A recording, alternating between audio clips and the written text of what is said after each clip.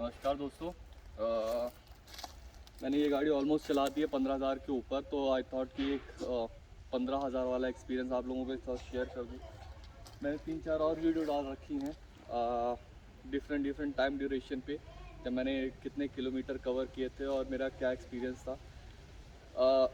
I think मैंने जब 15,000 अब चला दिया है तो मैं 1-2 बार क्या कहते हैं सर्विस स्टेशन भी गया, मतलब महिंद्रा के सर्विस स्टेशन वर्कशॉप पे गया हूँ, तो वो वाला एक्सपीरियंस शेयर करूँगा। ओवरऑल इस गाड़ी को ओन करने का क्या एक्सपीरियंस है, कितना पैसा मेरे को खर्च करना पड़ता है, सर्विसिंग में क्या फ्यूल एवरेज मिल रहा है मेरे को, कोई गाड़ी में अभी तक मेरे को दिक्कत है या in terms of clutch, engine, gear, steering या कोई भी सारी चीज़ें, वो मैं आप लोगों के साथ शेयर करूँगा। थोड़ा सा माफ़ करिएगा, साउंड बाहर बहुत ज़्यादा साउंड आ रहा था, तो मैंने सोचा कि अंदर बैठ के कंटिन्यू करके चलते चलते बात करते हैं अपन।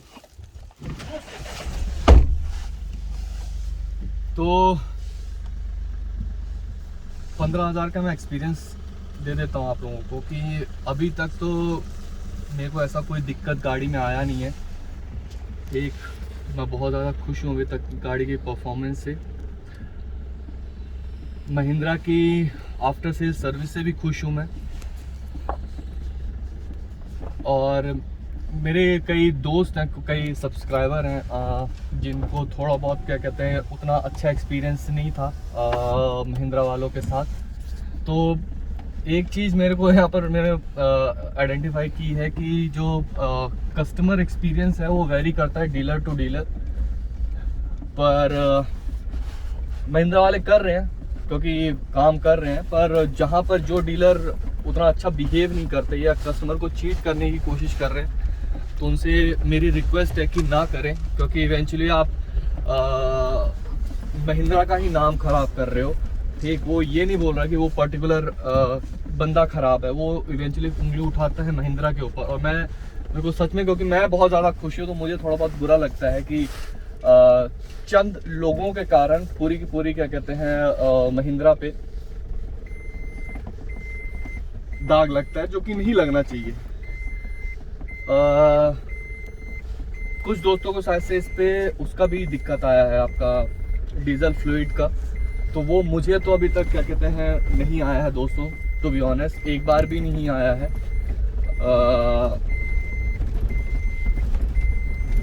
और एवरेज जो है, हाँ एवरेज मेरे को इनिशियली ठीक ठाक मिल रहा था, पर अब जो एवरेज मिल रहा है मेरे को वो 15.9 का मिल रहा है, जो यहाँ पर शो कर रहा है। अगर जो मैं हाईवे पे लेके गया तो हो सकता है कि मुझे मिल जाए 16.5-17, जो कि ठीक है, मतलब डिसेंट है, बहुत खराब नहीं है मेरे हिसाब से। ऑफ रोडिंग में इस गाड़ी का कोई जवाब नहीं है। ये 4x4 नहीं है, ये इसमें MLD भी नहीं है। इनफैक्ट बस मैंने टायर अपग्रेड किए हैं, और टायर अपग्रेड करने से ही इस गाड़ी पे बहुत ज़्यादा फ़र्क पड़ गया है। आप देख सकते हो अभी हम लोग कहाँ पर हैं। यहाँ पर एक मेरे कज़न है, उनका घर बन रहा है, तो हम आए हुए थे। तो अभी हम लोकेशन देख रहे हैं कि हम कहाँ पर अच्छी जगह पे खड़े होकर बात कर सकते हैं।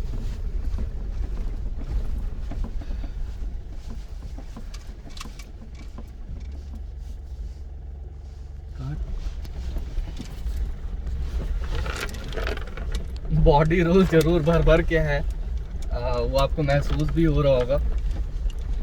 बाकी जो मैंने टायर अपग्रेड किए हैं, 235 75 R15। तो इसका जो एडवांटेज एक मैंने जो और महसूस किया है, क्योंकि टायर का जो प्रोफाइल है वो बढ़ गया है, तो जो पहले गड्ढे और ये सारी चीज़ें बहुत ज़्यादा क्या कहते हैं सीट तक ट्रांसफ़र होती थी, बॉडी तक ट्रांसफ़र होती थी, अब वो उतनी ज़्यादा ट्रांसफ़र नहीं होती हैं। आपको ऐसा बहुत ज़्यादा कुशनी टाइप का इफेक्ट आ जाता है इनफैक्ट। और ये गाड़ी जब आप ऑन करते हो तो आपको डर कहीं भी बिल्कुल भी नहीं लगता कि आप कहाँ डाल रहे हो गाड़ी। अब आप देखो कहाँ चला रहा हूँ मैं, ठीक।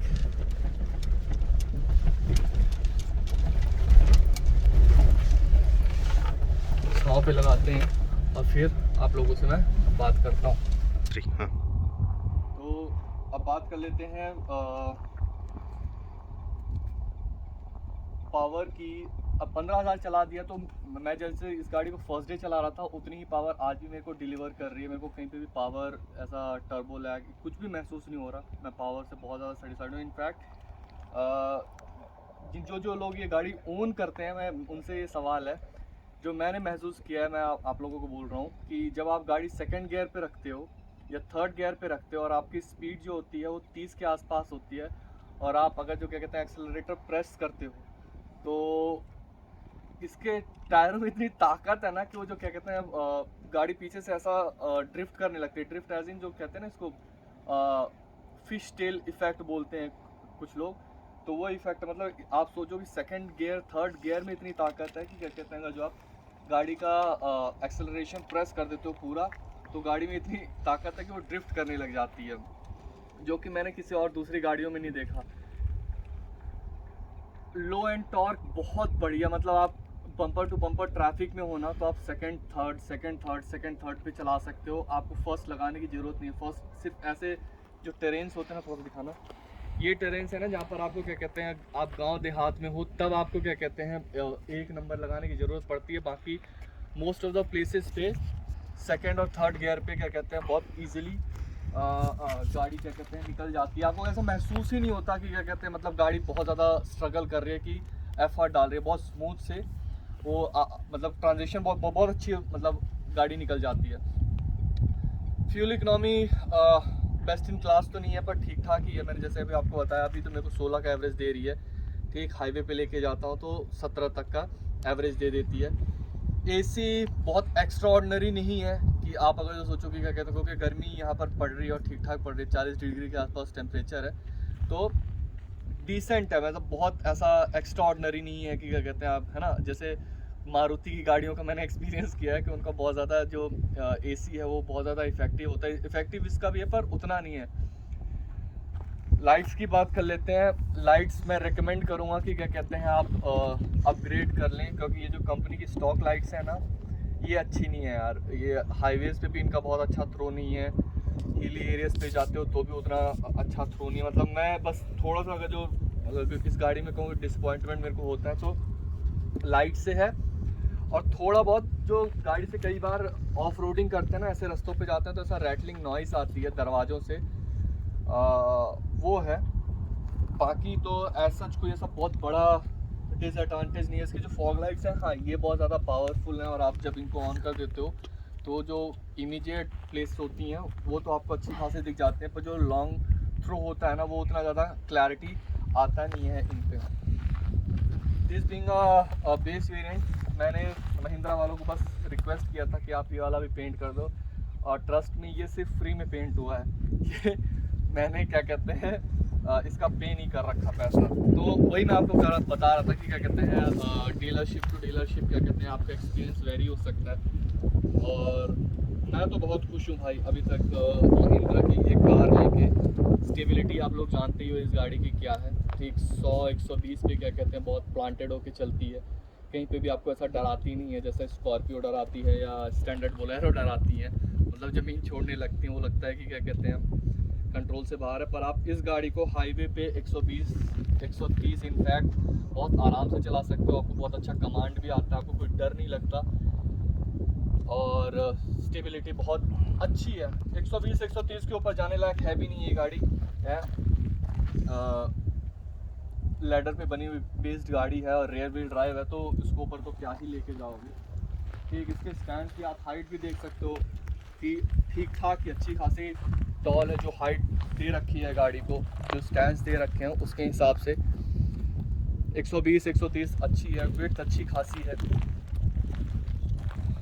बहुत लोग बोलते हैं कि क्या कहते हैं कौन सा वेरिएंट लें, तो अब मैं उनको सजेस्ट करूंगा कि अगर जो आपका बजट बहुत ज़्यादा नहीं है तो आप N8 लो, और अगर जो आपका बजट थोड़ा सा ज़्यादा है तो आप MLD ज़रूर लो, क्योंकि MLD बहुत ज़्यादा कॉस्ट नहीं करता। आई थिंक N10 और N10 ऑप्शनल पे जो प्राइसिंग डिफरेंस है वो 50,000 का है, पर उस 50,000 में आपको MLD मिल जाता है, जो कि ऐसे टेरेन्स पे या सशी एरिया पे आपको बहुत ज़्यादा हेल्प करेगा उन सिचुएशन से निकलने के लिए। 50,000 बहुत ज़्यादा बड़ा डिफरेंस नहीं है, प्राइस डिफरेंस नहीं है, तो वो पे कर देने के लिए। तो जिनका बजट कम है वो N8 लें।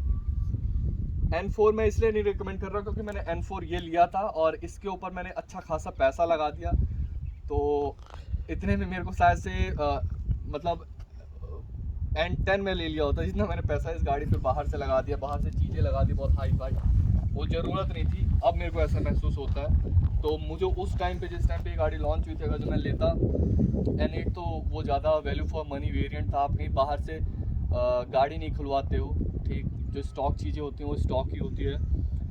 और जिनके पास थोड़ा सा ज़्यादा पैसा है तो आई वुड से कि N10 ऑप्शनल लो। MLD वाला जो वेरिएंट है वो वैल्यू फॉर मनी वेरिएंट है। इसके अलावा और कौन से क्वेश्चन थे? कंफर्ट ठीक है, बहुत एक्स्ट्रा ऑर्डिनरी नहीं है, और आप इस गाड़ी से बहुत ज़्यादा कंफर्ट एक्सपेक्ट भी नहीं करते हो, क्योंकि बॉडी रोल तो है भाई, टू बी ऑनेस्ट। आपको क्या कहते हैं, और सस्पेंशन जो है वो सॉफ्ट है, तो जो झूला वाला इफेक्ट है ना वो बहुत ज़्यादा है। इनफैक्ट आप जो आप देखा होगा ना, आपने जब हम गाड़ी लेके आ रहे थे तो कितना ज़्यादा गाड़ी झुलाती है, पर जब ये ऑन रोड जाती है तो उतना ज़्यादा फिर बॉडी रोल नहीं है। मतलब आपको वो वाला मतलब पता नहीं, कुछ तो भी सस्पेंशन में ट्यूनिंग की होगी कि जब ऑन रोड जाती है तो स्टेबल हो जाती है, ऑफ रोड जाती है तो थोड़ा सा भी गड्ढा आता है तो बहुत ज़्यादा बाउंसी राइड हो जाती है। इनफैक्ट मैंने अपने टायर अपग्रेड किए, उसके बाद भी क्या कहते हैं जो ऑफ रोड है वो उसमें बाउंसी राइड है। बाकी हाइट आप मेरी देख सकते हो, ठीक 6 फुट का हूँ, मुझे कोई भी दिक्कत नहीं आती है मिडिल रो पे बैठने पे। इनफैक्ट हम लोग हमारी फैमिली भी बड़ी है, तो ये जो मैं थोड़ा सा जो गाड़ी चलाता हूँ वो पीछे करके ही चलाता हूँ सीट। तो मैं एक बार पहले चलो आपको आगे दिखा देता हूँ कि यूजुअली जो ड्राइवर्स हैं वो इतना ज़्यादा पीछे करते नहीं है, मैं थोड़ा सा पीछे करके ही चलाता हूँ, तो मैं इतना ज़्यादा स्पेस छोड़ के रखता हूँ, ठीक। और ये देख लीजिए, ये जो गैप है, अब इसके बाद मैं आपको पीछे बैठ के दिखा देता हूँ। ये ड्राइवर सीट का ही है, अब आप देख लो। और एक बात और कि अगर जो आप घर में क्या कहते हैं बूढ़े बुजुर्ग हैं तो हाइट जो है गाड़ी की वो ठीक ठाक है। एक बार थोड़ा सा दिखाता हूँ, थोड़ा दूर करना, ताकि ये जो आपको ये दिख रहा है ये हाइट मेरे जैसे बंदे को चढ़ने के लिए, मैं खैर ये भी यूज़ करने के लिए चढ़ सकता हूँ। यहाँ पर क्या कहते हैं ग्रैब हैंडल भी दे रखा है यहाँ पर, ये देखिए, ठीक। तो चढ़ने के लिए चढ़ सकते हैं, पर अगर तो दादी आदि होंगी या दादा आधा होंगे बुड्ढे वाले, तो उनके लिए थोड़ी सी दिक्कत हो सकती है। हाँ, अब बैठ गया हूँ मैं और बहुत ज़्यादा कंफर्टेबल हूँ। इसके बाद भी मेरे पास जगह बच रही है, नीचे पैर डालने के लिए जब भी जगह है, तो अच्छी खासी मतलब स्पेस ठीक ठाक है यार। मेरे जैसे 3 बंदे आराम से बैठ सकते हैं। मैं कहता हूँ 1 2 3 बंदे आराम से बैठ सकते हैं। बैठने के लिए तो इस पर 4 बंदे भी बैठे हैं बीच में, पर 3 लोग आराम से बैठ सकते हैं। पीछे का स्पेस दिखा देता हूँ मैं आपको। पीछे भी बैठने के लिए बैठ सकते हैं, पर लंबा चौड़ा बंदा नहीं बैठ सकता। यहाँ पर देखो ये वाला स्पेस नहीं है, शोल्डर स्पेस नहीं है। पर हम लोगों ने मतलब जो लंबी कुछ ट्रैवल किए थे यहाँ से लेके, हम लोग, मैं रहने वाला हूँ सीधी से इलाहाबाद गए हैं, जबलपुर गए हैं, काशी विश्वनाथ गए थे, बनारस। तो लोग यहाँ पर बैठे हैं और लोगों ने ट्रैवल किया है। तो पहले मेरे को लगता था कि क्योंकि मैंने आज तक, सही बात बताऊँ तो मैंने यहाँ पर बैठ के ट्रैवल नहीं किया पीछे वाली सीट पे, पर जिन्होंने बैठा मैंने उनसे उनका एक्सपीरियंस पूछा तो वो कहते हैं कि इतना अनकंफर्टेबल नहीं है जितना लगता है। मतलब आपका काम चल जाता है, पर यूजली मुझे लगता है यार कैसे बैठे होंगे, पर उनका जो एक्सपीरियंस था वो ये था कि क्या कहते हैं, ठीक है कंफर्टेबल, बहुत ज़्यादा एक्स्ट्राऑर्डिनरी कंफर्टेबल नहीं है, पर 200-250 किलोमीटर बैठ के जाया जा सकता है। बाकी सामान रख लो। सामान से याद आया, इसके जो पीछे वाले सस्पेंशन है ना वो सॉफ्ट है, तो कई बार हम लोग जब भारी भारी बोरियां रखते हैं तो सस्पेंशन दब जरूर जाता है, और वो आपको स्टीयरिंग पे भी महसूस होता है कि पीछे के सस्पेंशन दब गए हैं। सर्विसिंग कॉस्ट जो मैंने फर्स्ट सर्विसिंग करवाई थी उसका कॉस्ट मेरे को क्या कहते हैं 4,800 रुपये आया था, जिसमें सब कुछ ही इनफैक्ट चेंज हुआ था जो 10,000 की सर्विसिंग होती है।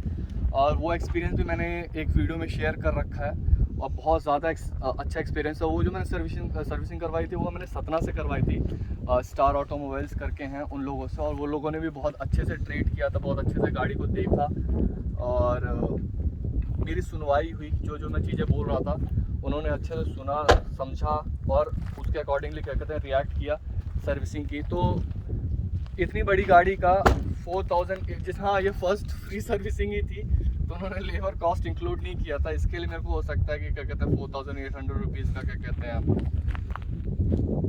कॉस्ट आया। पर मैं लेट से कहता हूँ कि अगर जो लेबर कॉस्ट भी इंक्लूड कर लेंगे तो 2,500 रुपये और बढ़ जाएगा, और कितना ही बढ़ेगा। तो ये गाड़ी ओन करना बहुत ज़्यादा इकोनॉमिकल है, ठीक। गिर से गिरी हालत में आपको क्या कहते हैं 15 का एवरेज दे देगी। उससे नीचे तो मैंने आज तक कभी एक्सपीरियंस नहीं किया कि 15 से नीचे का एवरेज दे दिया। जबकि मैंने इसके टायर अपग्रेड करवा के, टायर पे थोड़ा सा वो करना, ठीक। आप देख लो कितनी चंकी टायर है। और जिनको थोड़ा सा कंफर्ट ज़्यादा चाहिए, ऑफ रोडिंग ज़्यादा है ना, तो मैं रेकमेंड करूँगा कि आप ये टायर डलवाओ। आप देखोगे कि जैसे आप ये टायर डलवाओगे ना, आपका कंफर्ट और ज़्यादा बढ़ जाएगा। ऑल टेरेन टायर्स हैं, आप बहुत ज़्यादा क्या कहते हैं ऑफ रोड करते हो तो ज़रूर डलवाओ, 100% रिकमेंडेड है। ऑन रोड बहुत ज़्यादा चलना है आपको तो मैं कहूँगा कि स्टॉक टायर्स बहुत ज़्यादा बेटर है। ये टायर डलवाने के बाद थोड़ा सा मेरा एवरेज भी गिरा है, पर बहुत ज़्यादा ऐसा नहीं है कि बहुत ज़्यादा डिफरेंस आ गया, थोड़ा बहुत डिफरेंस क्रिएट हुआ। आई होप जितनी चीज़ें थी मैंने कवर कर ली हैं। फिट एंड फिनिश ठीक है, बहुत एक्स्ट्रा ऑर्डिनरी नहीं है, अभी भी क्या कहते हैं स्कोप है काम करने के लिए महिंद्रा वालों को, पर बोलेरो से कंपेयर करोगे तो ठीक ही है मतलब। बाकी आपके कोई क्वेश्चंस होंगे तो आप मेरे से पूछो, I will be more than happy to answer, और कीप सपोर्टिंग। Thank you.